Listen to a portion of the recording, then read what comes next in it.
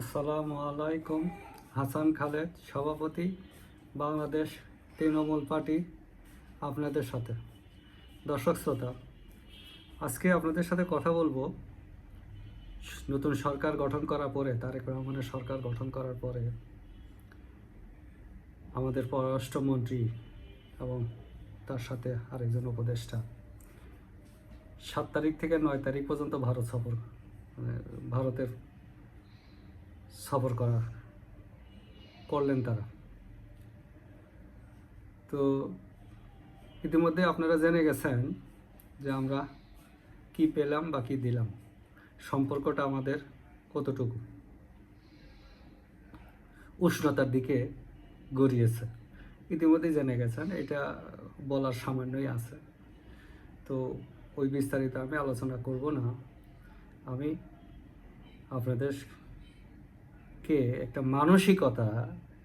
মানসিকতার বিষয় জানান দেব।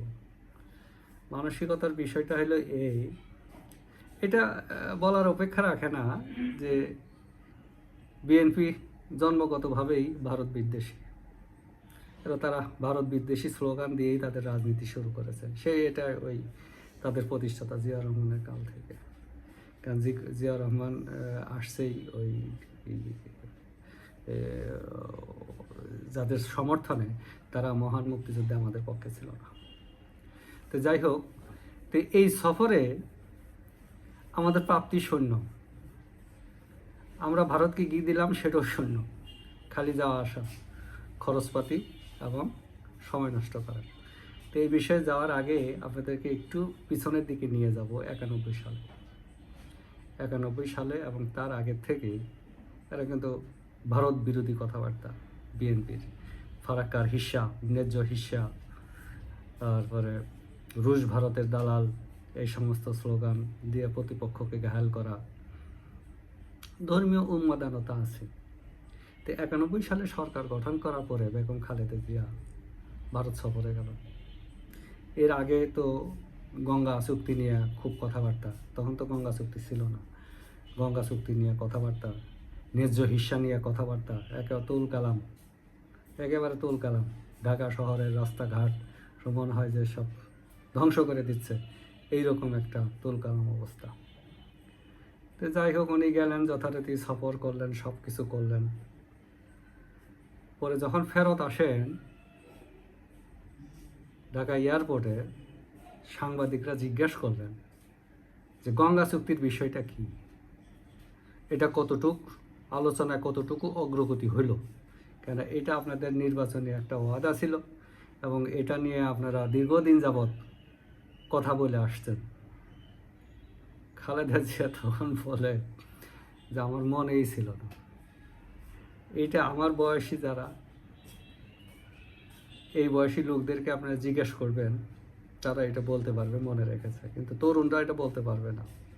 এটা অনেক দিন আগের কথা, তো প্রায় 36 বছর আগের কথা। তখন আমি তরুণ ছিলাম, আমি তো আর বৃদ্ধ ছিলাম না। তো চিন্তা করেন তাদের পররাষ্ট্রনীতি, এইটুকু আমি বললাম, তাদের পররাষ্ট্রনীতি কতটা গুরুত্ব বহন করে বা তারা কত টাকা গুরুত্ব দেয়। ওই ধারাবাহিকতাই আসবে। জিয়া রহমান যেটা করে গেছে সেই থেকে তো বেগম খালেদা জিয়া, তার থেকেই তো তারেক রহমান। এর বাইরে আপনি কিছুই পাবেন না, এর বাইরে পাওয়া যাবে না, আমরা যত কিছুই আশা করি। এই যে দেখেন,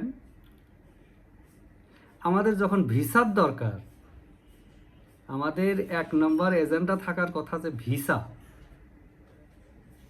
সেইটা না গিয়ে খলিলুর রহমান সাহেব বলছেন শেখ হাসিনার প্রত্যর্পণ। কোন তো দেখি, শেখ হাসিনা যাতে দেশে, আমরা যতটুকু জানি যে তারেক রহমান বেশ কিছু টার্মস অ্যান্ড কন্ডিশনের এগেনস্টে দেশে এসেছেন, এটা একটা ওপেন সিক্রেট। এবং সেই ক্ষেত্রে শেখ হাসিনার স্বাভাবিক রাজনীতি করার একটা কন্ডিশন আছে। সেইখানে গিয়ে যদি কেউ ভোট করে বলে যে শেখ হাসিনাকে দিয়ে দেন, কবে দিবেন, এইরকম টাইপের কথা যদি বলে, শেখ হাসিনা প্রত্যাবর্তন চায়, এখানে এসে বিচার করবে, নিয়ে আসে, তাহলে কি ওইখানে কি আর বৈঠক হবে? ওইখানে তার বৈঠক হওয়ার কথা না। তারপরেও আমরা যতটুকু শুনেছি, পররাষ্ট্রমন্ত্রী অনেক ধৈর্য সহকারে তাদের যে আলোচনা, সে আলোচনা করছেন, খাওয়া দাওয়াও করছেন, তারপরে বিদায় করে দিয়েছেন, যেটা বলার দরকার এটা আপনারা জানেন, এটা আমি আর বলে কি করব, বিদায় করে দিয়েছেন। তো একটা প্রতিবেশীর সাথে এই সম্পর্ক থাকলে তো হয় না। আর ভারতের সাথে একটা ঝানু পলিটিশিয়ানে যাওয়া উচিত ছিল। কারণ পররাষ্ট্রমন্ত্রী দিছে, সে তার পলিটিশিয়ান না, সে হইলো আপনার ডিপ স্টেটের অ্যাপয়েন্টেড। আর একটা হুমায়ুন কবির গিয়েছে, এইটা হুমায়ুন কবির গিয়েছে আমার বাংলাদেশ তৃণমূল পার্টি যেটা মনে করতেছে যে হুমায়ুন কবির গিয়েছে খলিলুরকে পাহারা দেওয়ার জন্য, যে খলিলুর কি বলে ওইখানে, কেন খলিলের কিন্তু বদনাম আছে, খলিলের বদনাম ওই অন্তর্বর্তী সরকার থেকে, অন্তর্বর্তী সরকার একটা বলে পাঠায় আর ও এটা বলে যায়, ওরা যেটা বলে দেয় সেটা নিয়ে আসা অন্তর্বর্তী সরকারের বলারও সাহস পায় না, কয়দিন ঘোরাফেরা করে তারপরে বলে। তো এই জন্য তো খলিলের সাথে ওই হুমায়ুন কবির তো ব্র্যান্ড নিউ, সে তো আর এগুলো কূটনীতি কিছু বোঝে না। কারণ সে যদি কূটনীতি বুঝতো তাহলে একদিন আগে, সফরের একদিন আগে এটা বলতো না হাসিনা চ্যাপ্টার ক্লোজড।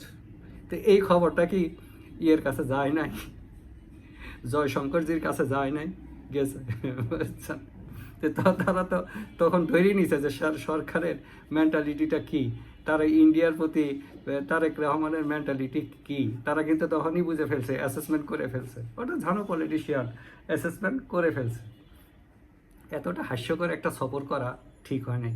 যখন বাংলাদেশের তরুণরা, বাংলাদেশের মানুষরা, বাংলাদেশের ব্যবসায়ীরা অধীর আগ্রহ অপেক্ষা করতেছে যে বরফ গলা শুরু হবে, উষ্ণতা বৃদ্ধি পাবে, সুন্দর একটা পরিবেশ ইন্ডিয়ার সাথে হবে, কিন্তু এই মুহূর্তে একেবারে সব ঘুরে বালি করে দিছে, একদম শেষ ম্যাসাকার করে দিছে। এখন তো তারেক রহমানের ভারত সফর হবে কিনা এটি অনিশ্চিত হয়ে গেছে।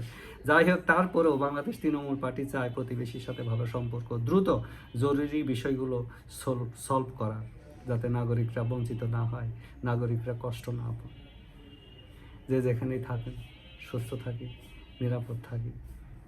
ধন্যবাদ সবাইকে। সব কিছু খালকাটা মনে না করি, অনেক বিষয় আছে যেখানে গুরুত্ব দেওয়া দরকার। ভালো থাকি।